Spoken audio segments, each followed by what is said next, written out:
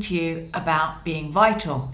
Now, before I dive into the strategies on how to position your firm and you and your team as vital, I want to talk to you a little bit about why it is essential. Now, VITAL is an acronym, and I'm going to share with you what that acronym is if you're not familiar with it. Some of you might already have heard me speak about it. But I'm going to be sharing with you some strategies today that will position you as an essential asset to your audience, to your team, to your clients, and to your prospects. Now, we need to position you and your firm just like I need to position myself and my firm as vital, because we are in a situation in the world where the profession is quite commoditized.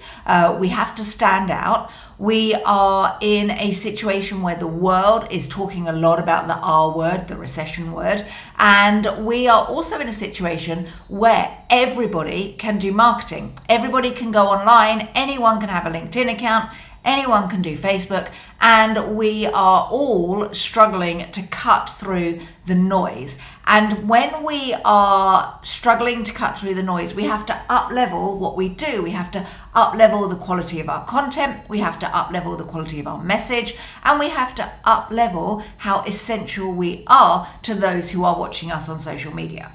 Okay, so what I'm going to be sharing with you today is what it means to be vital and how to make your vitality stand out online. All right. Okay. So hopefully you can see my screen. Let me know, #live, #replay if you're watching the replay. If you're watching this on YouTube, please hit the subscribe button if you would like to get more support like this. And if you're watching on social media, please comment and like, especially if you get value from my videos. I would really appreciate it. It does help me reach more people and help more people. All right. So let's dive on in with how to become vital. Okay, now remember, vital, if you look it up in the dictionary, means essential. It means that you are a non-negotiable, and when people are choosing which firm to work with, you want to be the non-negotiable. You also don't want to be thrown away for someone cheaper. So that's why we position you as becoming vital. Okay, so the first part of vital means that you have to actually create value. So for you to be vital to your audience, to your clients, to your peers, you have to create value, which means that the actions that you have to take bring that value. So let's have a look at some ways where you can bring value to your audience and make a difference. Well, probably the easiest way is to create content. Okay, just like I'm doing today, this is hopefully going to bring you some value. I hope it is. Okay, it's all about the content, and content can include blog writing, it can include creating a video, it can include creating a podcast if you'd thought about doing that before. Okay, now the other kind of content that you can create is you can send an email. And when we talk about creating value, so this is all about the value part of being vital, emails don't just have to go out to prospects, or they don't just have to go out to clients, but if you can create something valuable for your prospects and your clients that they want to read or they want to watch, you are providing value to them. And the more often you provide value, the more people are going to see you as valuable, and they're not going to throw you away and replace you with a cheaper accounting firm or a cheaper advisory firm. Okay, other ways that you can provide value: if you're not confident creating your own blogs, if you're not confident doing your own videos, you could send someone a book. And it doesn't have to be a book that you've written. You can send someone a book that somebody else has written and say, hey, I found this book really valuable. I'd like to share that value with you. Okay, another way to provide value, if you're talking about your team, is you could actually do some training with a team member. So training a team member. All right, that's another way that you can bring value. You could host a team day. So let's make that a bit bigger. You could host, so this is all about your team, host a team day. One of the biggest things I hear people complaining about right now is that they can't find great team members. Well, let's focus on keeping the ones you've got right now, because you don't want them to go to Bob down the road, who has got a much more exciting culture. All right, you have to provide value. And then finally, another way that you could do it, and this list isn't exhaustive, by the way, is you could speak at a networking event. Okay, so there are lots of ways that when you're positioning yourself as value or bringing value and being valuable, these are some ideas that you can actually have. Okay, so let's just change the color so it's nice and clear. The next thing that we want to do is create an impact. Okay, so the second part of value of becoming vital is reaching more people. Okay, so one of the things that you can do is grow your audience. So grow audience every day. Now, you might say to me, oh, Amanda, how do I grow my audience every single day? Well, you ask people to connect with you on LinkedIn. You go into Facebook and you provide value, and then you ask people to become your friend on on Facebook. Okay, so you can create organically an audience by connecting with people and you reaching out. You can also do Facebook advertising. You could do YouTube advertising. Now, the downside of advertising is it costs to grow your audience, but now money will come to you the more people that see what it is that you're doing. So if you can grow your audience, if you can create a bigger impact, you can then provide more value to these people, and that's going to position you more and more as vital. Okay, you could create a bigger impact by hiring more team. You can create a bigger impact by increasing your value. So changing your services, creating a service, creating a package in your business that actually brings more value. So you tick the value box, but it will create a bigger impact on your clients' lives. Okay, so to create a bigger impact, you need to be thinking about how can you reach more people, and not only reach more people, but make a difference in their lives. Okay, right. The third part of becoming vital is very much about building trust. Now remember, people are not going to buy from you, they're not going to refer you, they're not going to recommend you if they don't know you, if they don't like you, and if they don't trust you. Now, to get to know you, you have to create a bigger impact. You have to reach these people. For them to like you, they have to see that you're valuable and that you actually are aligned with their values and their culture and how they are. How do you build trust? Is actually basically doing what you say you're going to do. So the way to build more trust with your clients is to actually follow through. So when it comes to, let me just change the color of that and go to here, and let's go green. Okay, so trust actually is all about doing what you say you're going to do. And what does that mean? Well, that looks like if you say to a client you're going to send a client through something, you send it through to them. If you say to a client, I'm going to help you with this, you help them. If you say to a client that you're going to, go the extra mile, you have to go the extra mile. If you say you're going to email them, you have to email them, because otherwise you break trust. It's a little bit like having a relationship with your friends and your family. If you say you're going to do something and you don't do it, then you're breaking trust. And that immediately stops you from being a vital asset. Okay, so we have to follow through. Another way to build trust is about supporting people.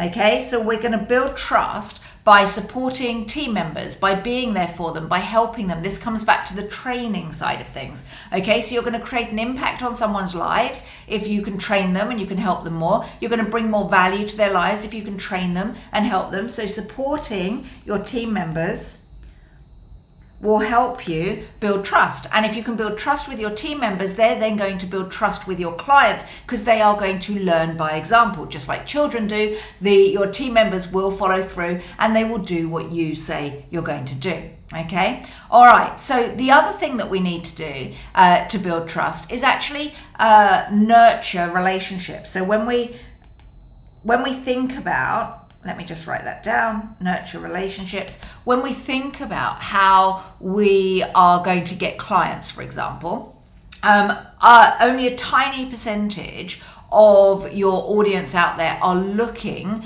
to buy from you right now. It's as minimal as 3% of the world are looking for an accountant right now. 7% in the next 3 months, and about 40% of the world are going to be looking for an accountant in the next 2 years. So we have to nurture relationships. And when we're talking about building trust, it's all about how can you nurture that relationship with your prospects, with your clients. How can you have that longevity and keep showing up? Because it's the people that keep showing up are the ones that win in the end. And I don't know if you've ever seen the document where there's an image of a man with a pickaxe. Let me just come back here. Okay, there's an image of a man with a pickaxe, and he's chipping away. He's in a cave and he's chipping away at all of the rocks, and the other side of the rocks is the gold, is all the diamonds, is all the riches that he could desire. And he keeps chipping away, and he's at the stage where if he carries on, he's going to reach the gold and the diamonds. Or if he gives up, he's done enough. If he gives up, he's going to turn around and he's going to miss out on all those riches. Okay, this is what I mean when it comes to building trust. Because if you show up, and then go, oh, do you know what? I'm done with showing up. I've done enough showing up. Nothing's working. You're going to find that you're going to break trust, and that could look like sending an email every single week for 6 weeks and then going, oh, it doesn't work. Saying that you're going to do a webinar and you do a webinar and then go, oh, it didn't work, I'm going to give up. That breaks trust with people because they want you to show up. They want you to be present. Okay. So it's very important to have that longevity, and remember the riches are at the end of the people that keep on going rather than giving up. All right. Okay, so that's when it comes to building trust. The other thing that I would like you to think about is how you can make sure that when you're building this trust, you are providing value and you're reaching more people. Because building trust with one person might mean that you're vital to one person, but we want to always remember, how do you become vital en masse? So how do you become essential to your chosen industry that you want to support, or your chosen tribe that you want to support? Okay, so trust is all about building trust with your tribe. Okay, all right, so then the next part of being vital is agile.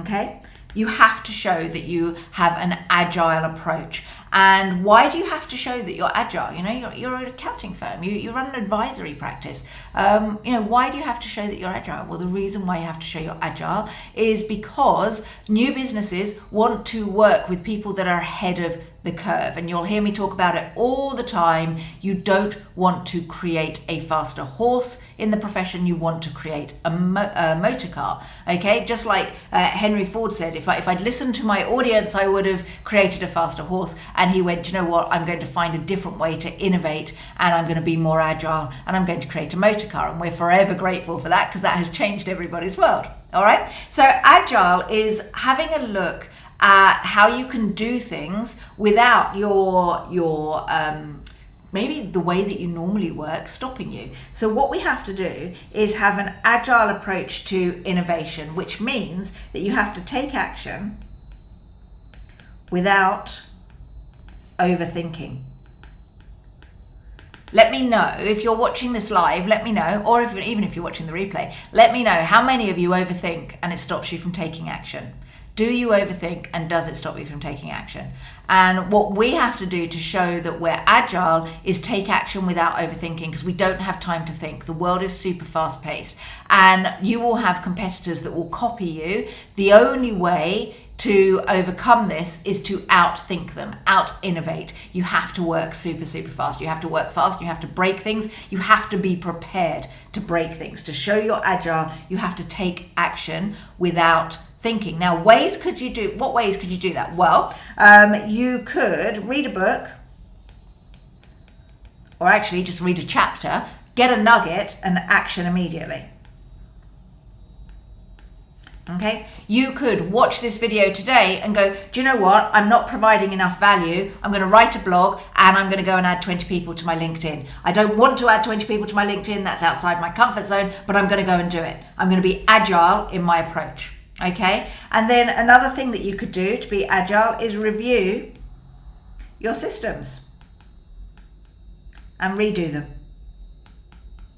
Okay, because I bet if you've been in business for a while, the systems you're using are outdated. They're probably not the most refined. You could really do with refining those. Okay, so have a look at your systems and redo those. Okay, and then other things to show that you're agile as a person, you could delegate.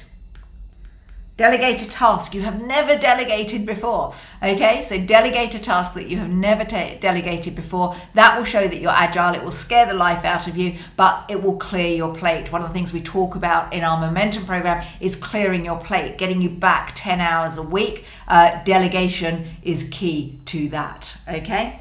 Right, and then finally, the last part of becoming vital. So we've looked at how you have to create value, how you have to build your impact, how you have to build more trust with your prospect, with your client, with your team, have to show that you are agile. What we now have to do with the last part is lucrative, okay? So what do I mean by lucrative? Well, there's two sides to lucrative. Okay, let me just change my color. Okay, lucrative is all about making money. And if you can show your ideal client that you can help them make or save money, they will see you as a vital part of their business. They're not going to throw away the accountant that makes them or saves money. They're not going to throw away the consultant or the business advisor that helps them make or save money. Okay, so making money is the key to being lucrative. Okay, and the ways that you could do that is you can increase their efficiency. So increase efficiency. So you can streamline their systems, you can get them digital, you can help them save that time, because if you increase their efficiency, they're saving time, which means that they're making money or they're saving money. Okay, you can save their tax. You can help them plan better. You can evaluate their costs and their income. You can help them refine what they are doing. And this is where it's really, really key. The more money you can make someone, the more money you can charge for your services. So when we are positioning you as a vital accountant or a vital advisory or consultant, what you are doing is you are being a better asset, a vital asset to them. And the reason why is because you are saving the money or making the money, and you are then not going to be thrown away. Okay, so to become vital, you need to create more value, you need to create a bigger impact, you need to build trust, you need to show that you're agile, and you need to be lucrative. So make them money, make you money. That then has you as a vital accounting firm, advisory firm, or consultant. Okay, so let me know in the chat box whether you were watching this live or the replay. If you are on YouTube, please subscribe. I would highly appreciate that. And if you're watching it on social media and you found this useful, please share and like and comment, because then we can reach more people. And one of the things that we have to do is actually support more people online. So if you want to create a bigger impact in the world, it's about having more conversations with people and reaching more people. So just showing up every single day and being there and building trust and bringing that value and showing that you're not a traditional accounting firm, but you're an agile accounting firm, and helping people make money and showing that you are able to help them be more lucrative. In turn, you will be more lucrative. That will position you as a vital firm. Now, the first thing that you have to do when it comes to positioning you as vital is actually choose your ideal audience and have market intimacy.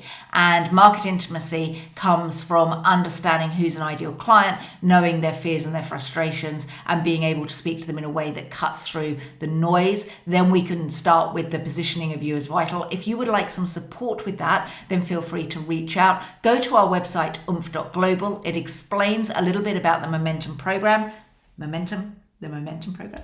Okay, and how we help you. The momentum program is for those who already have clients and have had a firm for a year or two. You're not necessarily deeply established, but you've got your training wheels off and you know what you're doing. Okay, it's about enhancing and positioning you as a vital firm. So do reach out if you'd like some support.